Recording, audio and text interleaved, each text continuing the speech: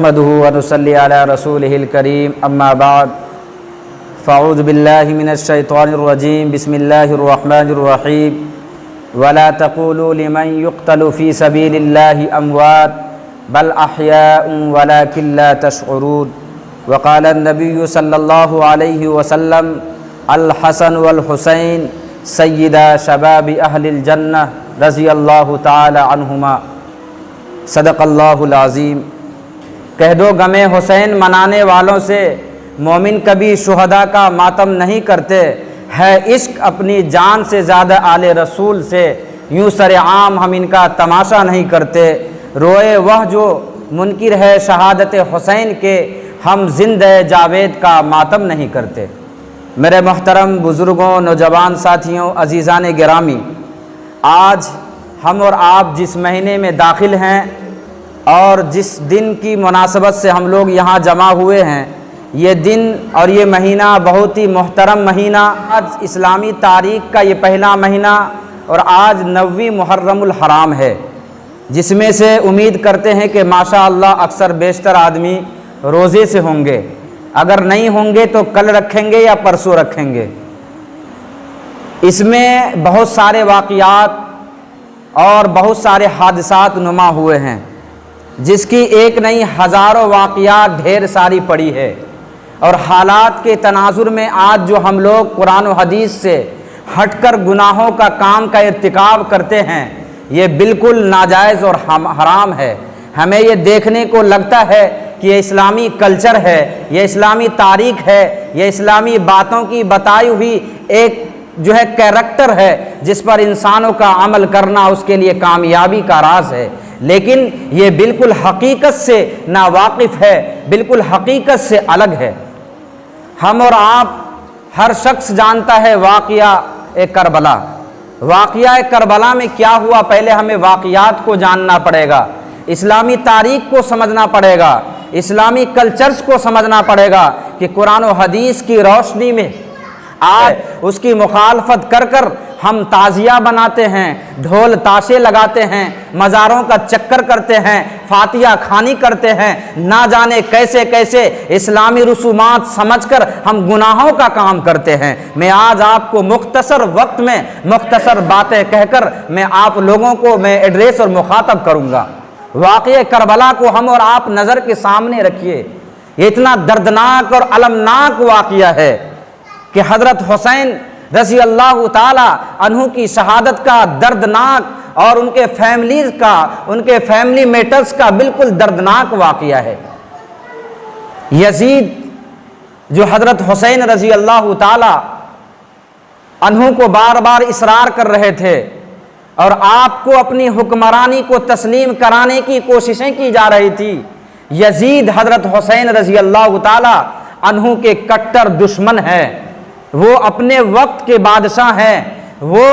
ہم نشیں مسند پر بیٹھے ہیں، وہ حضرت حسین آل رسول نواسہ رسول اللہ کے نبی صلی اللہ علیہ وسلم کی نواسے ہیں، ان کے خون کے پیاسے ہیں۔ حضرت حسین رضی اللہ تعالی عنہ کو اور ان کے گورنر جو اس وقت مدینہ المنورہ کے ولید بن عتبہ ہوتے ہیں، ان کو لیٹرز لکھا جاتا ہے، خطوط لکھا جاتا ہے، اور یزید لکھتے ہیں کہ میں عوام سے مشورہ تو اس کے بعد کا کروں گا، لیکن میں سب سے پہلے مشورہ یہ دیتا ہوں کہ حضرت حسین جو وہاں پناہ گزی ہیں، وہاں جو ٹھہرے ہیں، وہاں جو قیام میں ہیں، آپ ان کو کہیں کہ وہ میری بادشاہت کو تسلیم کر لیں۔ حضرت حسین رضی اللہ تعالی عنہ سے کہا جاتا ہے، ولید بن عقبہ یہ خبر دیتے ہیں کہ یزید آپ کو یہ کہہ رہے ہیں کہ وہ ان کی بادشاہت کو تسلیم کر لیں، یعنی ان کے ہاتھ پر ہاتھ رکھ کر وہ بیعت کر لیں، ان کی باتوں کو سمجھ کر ایکسیپٹیڈ کر لیں، ان کی باتوں پر چلنے لگے۔ حضرت حسین رضی اللہ تعالی عنہ آل رسول ہے، اللہ کے نبی صلی اللہ علیہ وسلم کے گھرانے کی اولاد ہے، یہ کیسا ہو سکتا ہے کہ باطل کے سامنے ان کا سر جھکے؟ یہ کیسے ہو سکتا ہے کہ ایمانی طاقت کے ہونے کے باوجود بھی غلط چیز کو غلط نہ کہے، ان کو صحیح کر لے۔ یہ آل رسول کی سایہ نشان نہیں ہے۔ انہوں نے ان کو دھدکارا، للکارا، لعنتیں بازی کی، ان کو چھوڑا، اور ان کے بعد جو ہے یزید کو جب یہ خبر پہنچتی ہے کہ آپ کی بادشاہت، آپ کی حکمرانی کو تسلیم کرنے والے نہیں ہیں، تو مدینۃ المنورہ کے جو بادشاہ ہوتے ہیں انہیں کہتے ہیں کہ آپ اگر براہ راست یعنی ڈائریکٹلی آپ اگر ان سے بیعت بازی نہیں کر سکتے ہیں، اگر آپ ان کے ہاتھ پہ ہاتھ رکھ کر بیعت نہیں کر سکتے ہیں، تو آپ میری نسبت سے کر لیں، اور میں یزید کو خبر دے دوں گا کہ حضرت حسین رضی اللہ تعالی عنہ بیعت ہو چکے ہیں۔ واقعہ کو میرے دوستوں نظر کے سامنے رکھیں کہ واقعہ کربلا کو ہم لوگ بہت جانتے ہیں اور غلط طریقے سے جانتے ہیں۔ میں آپ کو اسلامی کلچر کے اعتبار سے کہتا ہوں، قرآن و حدیث جو صحیح ہے، اور مسلمان کے اکثر و بیشتر انسان جو ہے اس پر ناجائز اور حرام کام کا ارتکاب کرنے جا رہا ہے، جو 10 محرم الحرام کا دن آنے والا ہے۔ حضرت حسین رضی اللہ تعالی عنہ کو باطل کے سامنے جھکنا پسند نہیں ہوتا ہے۔ حسین رضی اللہ تعالی عنہ وہاں سے چل کر مکہ المکرمہ کا سفر کر لیتے ہیں۔ جب حضرت حسین رضی اللہ تعالی عنہ مکہ المکرمہ کا سفر کرتے ہیں، وہاں پر جانے کے بعد اپنے رفقا، اپنے دوست احباب، جس میں سے حضرت عبداللہ بن زبیر، حضرت عبداللہ ابن عباس اور ابن عباس وغیرہ جو ہے اس طرح کے ساتھی اور ہمراہ ہوتے ہیں، ان کے ساتھ یہ مشورہ رکھا جاتا ہے کہ یہ ہمارے پاس کوفہ کی طرف سے خطوط آئے ہیں، اور کوفہ سے یہ خط آیا ہے، لیٹرز آیا ہے کہ آپ ہمارے کوفہ میں آئیں، آپ میری رہبری کریں، آپ میری رہبری کرے، میں آپ کے قدم سے قدم ملا کر چلوں گا، میں آپ کی باتوں پر چلوں گا، آپ آل رسول ہے، نواسہ رسول ہے، آپ نبی کریم صلی اللہ علیہ وسلم کے خانوادے سے تعلق رکھتے ہیں، آپ ہماری کوفہ میں آئے اور ہماری آپ رہبری کرے، ہم گمراہی کا شکار ہو چکے ہیں، ڈاکہ زنی کا شکار ہو چکے ہیں، گناہوں کا ارتکاب کر چکے ہیں، آپ کوفہ میں آئے۔ حضرت حسین رضی اللہ تعالیٰ عنہ کو ایک بار نہیں کئی بار خط بھیجا جاتا ہے۔ اس وقت نہ الیکٹرانک میڈیا ہوتا ہے، نہ پرنٹ میڈیا ہوتا ہے، یہ خبر ارسال کیا جاتا ہے، بھیجی جاتی ہے۔ اس کے بعد جو ہے حضرت حسین رضی اللہ تعالی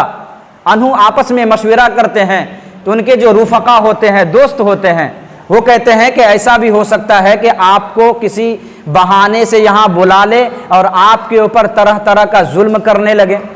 تو آپ ایسا کیجئے کہ اپنا ڈیلیگیشن، اپنا نمائندہ وہاں بھیجئے، تاکہ وہاں کی خبر گیری کرے کہ آخر جو آپ کو کوفہ والے بلا رہے ہیں اس کا مقصد کیا ہے، اس کا پرپس کیا ہے، آخر وہ کس بنیاد پر آپ کو بلا رہے ہیں۔ تو اپنا نمائندہ مسلم بن عقیل کو بھیجتے ہیں۔ مسلم بن عقیل کو جب بھیجتے ہیں تو وہاں جانے کے بعد مسلم بن عقیل کی بہت آؤ بھگت ہوتی ہے، استقبال ہوتا ہے، بہت ہی اچھے طریقے سے ان کا استقبال اور ان کے ساتھ دیکھ بھال کے طریقے اختیار کیے جاتے ہیں۔ مسلم بن عقیل بڑے خوش ہو جاتے ہیں، ارے یہاں کے آدمی تو بڑے ہی اچھے ہیں، بڑے ہی اچھے انداز میں ہمارا استقبال کیا ہے۔ مسلم بن عقیل کو جب بھیجتے ہیں تو مسلم بن عقیل جب وہاں کا جائزہ لیتے ہیں، جائزہ لینے کے بعد معلوم چلتا ہے کہ یہاں کے آدمی بڑے ہی ہمدرد ہیں، بڑے ہی غمخوار ہیں، اور حضرت حسین رضی اللہ تعالی عنہ کی پیاسے اور ان کی رہبری کا انتظار کر رہے ہیں۔ حضرت حسین رضی اللہ تعالی عنہ مکہ المکرمہ میں ہوتے ہیں۔ مسلم بن عقیل جو ایک ڈاکیہ کے طور پر، نمائندہ کے طور پر انہیں بھیجا جاتا ہے، مسلم بن عقیل ایک خط پھر بھیجتے ہیں اور کہتے ہیں کہ حضرت یہاں کی حالات سازگار ہے، یہاں کی حالات ٹھیک ہے، لوگوں کا مزاج اور مومنٹس بھی صحیح ہے، آپ برائے کرم آپ کوفہ آنے کی تیاری کریں۔ جب انہیں یہ خبر پہنچتی ہے تو حضرت حسین رضی اللہ تعالیٰ عنہ وہاں سے نکل پڑتے ہیں۔ صحابہ کرام کی موجودگی میں بات طے ہوتی ہے، آپ نکل جائیے اور کوفہ کی طرف روانہ ہوئیے۔ جب آپ کوفہ کا سفر کرتے ہیں، جب اس خبر یزید کو معلوم ہوتا ہے، جو حضرت حسین رضی اللہ تعالیٰ عنہ کے جانی دشمن، لعین، شیطان، کمینہ، بدبخت ہمارے اس حسین رضی اللہ تعالیٰ عنہ اور ایمان والوں کی، جب یزید کو خبر ہوتی ہے کہ مسلم بن عقیل کوفہ آیا تھا، تو وہ کیا کرتے ہیں کہ اپنے گورنر کو ایک بھیجتے ہیں، اور وہاں کا گورنر جو ہے کرنٹ وہ گورنر ہوتا ہے نعمان بن بشیر، نعمان بن بشیر اچھا ہوتا ہے، صحابی رسول ہوتے ہیں، اس کا عقیدہ اللہ کے نبی صلی اللہ علیہ وسلم سے ہم آہنگ اور کنیکٹ ہوتا ہے۔